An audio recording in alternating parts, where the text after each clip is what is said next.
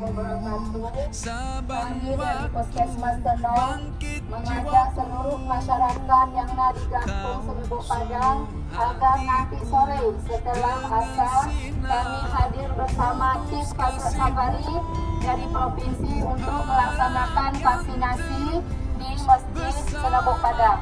Kepada mama kamu, ayah-ayah kamu, adik-adik kamu yang dalam melaksanakan vaksinasi baik tahap 1, tahap 2 dan ketiga agar dapat melaksanakan vaksinasi nanti sore di Masjid Kampung Seribu Padang.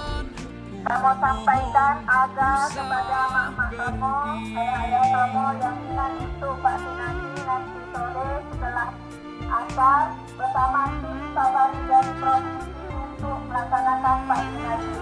Terima kasih atas segala perhatian. Assalamualaikum warahmatullahi wabarakatuh.